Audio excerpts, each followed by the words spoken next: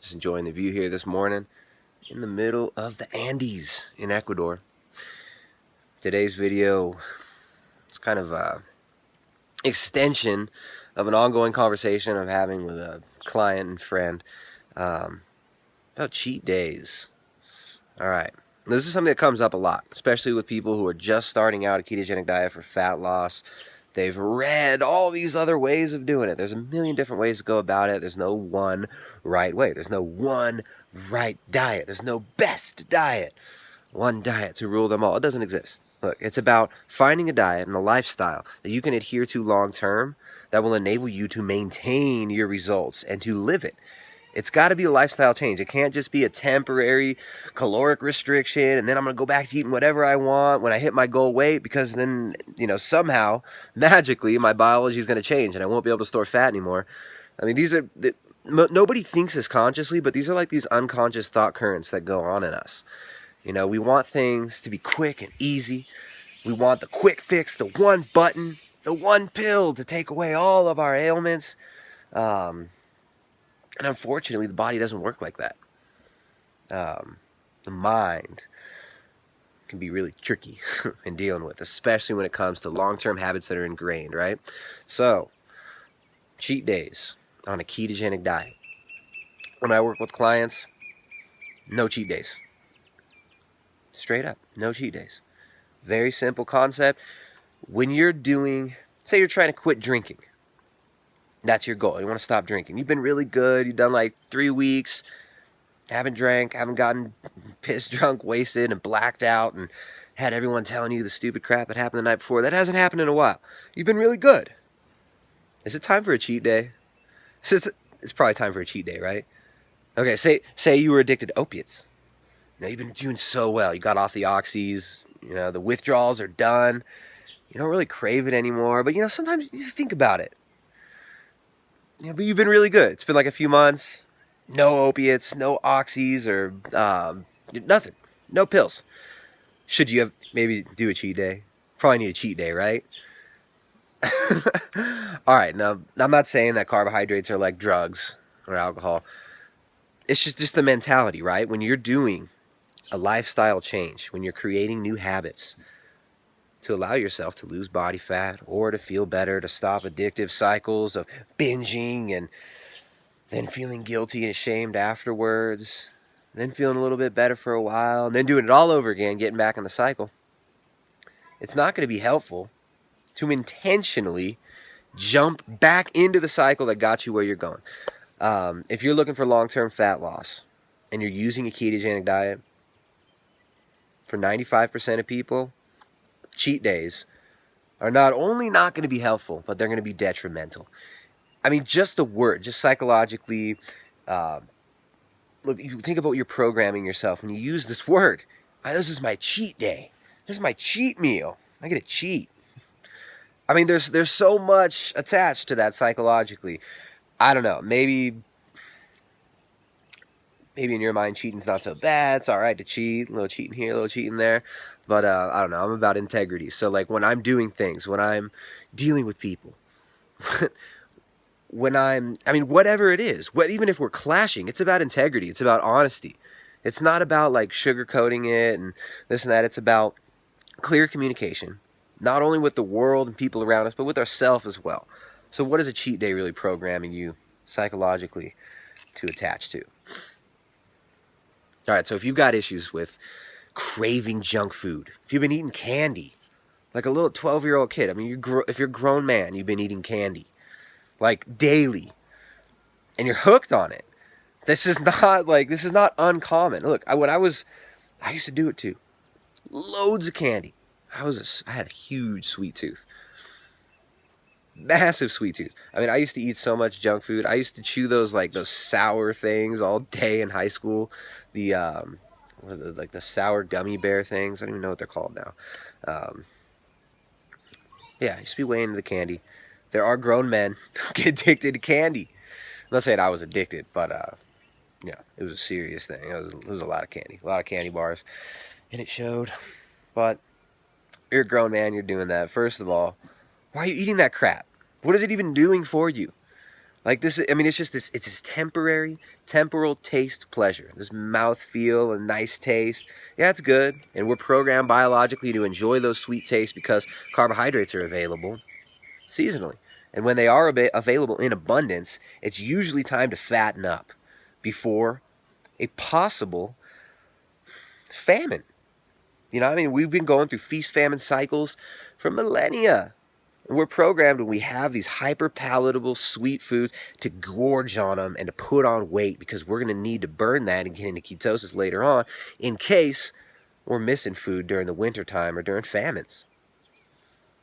So your body's intelligent. Your body knows that it wants to store fat. Your body knows that when it gets these super sweet, hyper-palatable foods, that you want to eat a lot of them. You want to finish them. Fruits are only ripe for a short period of time. You got to gorge them. But we don't live in that world anymore. We live in a world where you can walk into any convenience store and get any junk food you want. We live in a world where you can go get 3 pints of Ben & Jerry's, take them down, then walk down the street and get 3 more. That's the world we live in.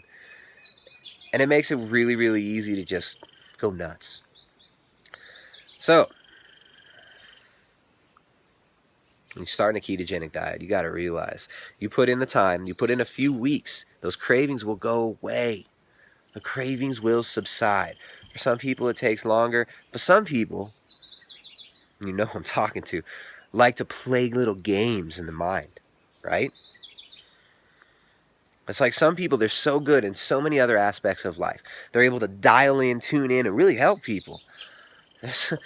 I mean, if you're able to tune in and be so hyper-focused in some aspects of your life, why is it that you allow yourself to submit to this weakness in this other aspect? Look, it's a small thing, right? Like, oh, yeah, I got to get some candy in me every once in a while. But if you really want to stop and you know it's detrimental to your body composition, you're trying to lose body fat, you're trying to feel better about the situation there, why would you entertain these thoughts? Like these thought loops that happen, like, oh, you're just feeling so tired, you need a cheat day. You really need a cheat day. You need some candy. You've been so good. It's not going to affect you. Need some candy. These thought loops, they start coming. But you know what? They only keep coming if you are submitting to them and listening to them. You got to push these thoughts out. You got to lay down the law and say, this is what I'm doing. So you're allowing the will and the consciousness to kind of be lulled to sleep and hypnotized to sleep by the loop that's just playing. You need a cheat day. You need a cheat day. You need some carbs. You need a cheat day. You're letting yourself be lulled into a hypnotic state.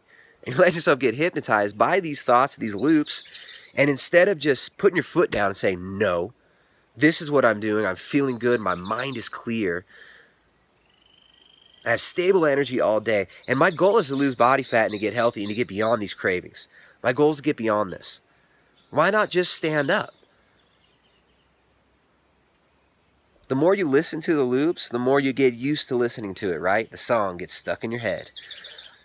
Don't stop thinking about tomorrow. Don't stop thinking about cheat days. Just stop playing the loop. Stop listening to it. Fill that space with something else. Fill that space with your intention.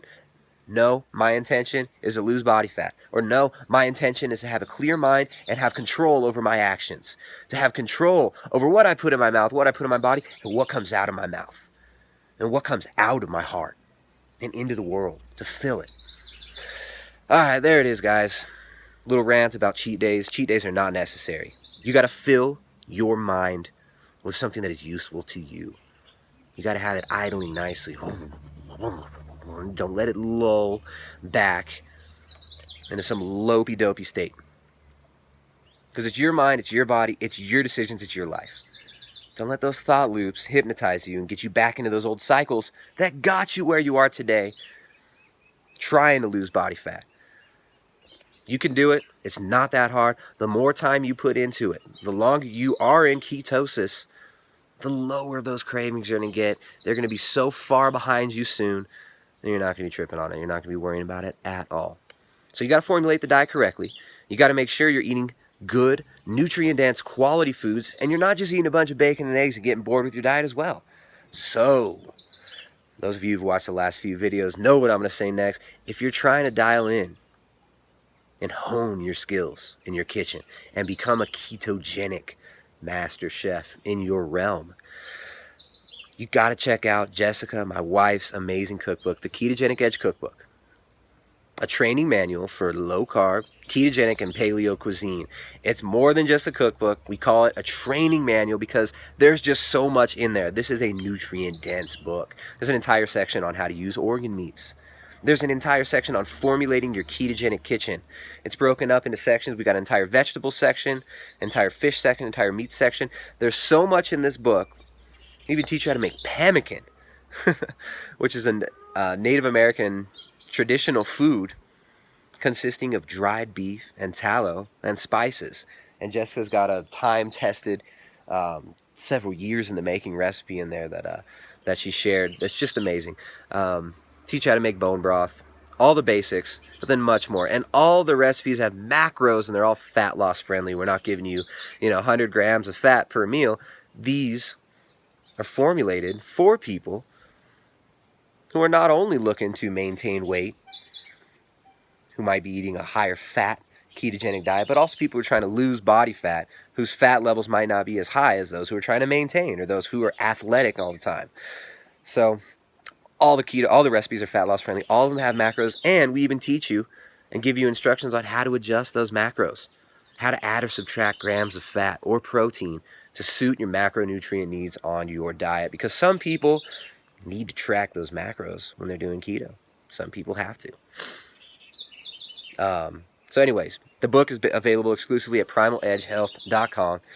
It's available in ebook format. You're not going to find it anywhere else, and you're not going to find a book, a keto cookbook, a training manual that goes this in-depth and that is this user-friendly anywhere else, guaranteed. So check it out. My wife worked super hard on it. It was kind of a family project over the last year and a half, and it's finally out. The Ketogenic Edge Cookbook. I think there's over like 140 recipes. It's ridiculous. It's like 300 pages long. Check it out, primaledgehealth.com, because you got to know how to formulate your meals, and you want to become proficient as a keto chef in your kitchen. It doesn't mean you're going to make crazy recipes with all kinds of ingredients that you're not going to find anywhere. All the ingredients in this book are easily sourced no matter where you're at. So check it out, the Ketogenic Edge Cookbook, primaledgehealth.com. If you're interested in coaching, you can hit me up in the coaching section. Been kind of busy the last few weeks, but next week and the week after, I'll probably have some time. So I'll see you guys next time. Remember, you don't need cheat days, and it's your mind, and it's your choice whether to listen to those loops and let them hypnotize you and lull you back to sleep, or wake up and stand up and take control, because it's your life. I'll see you next time. primaledgehealth.com. Check out the Ketogenic Edge Cookbook.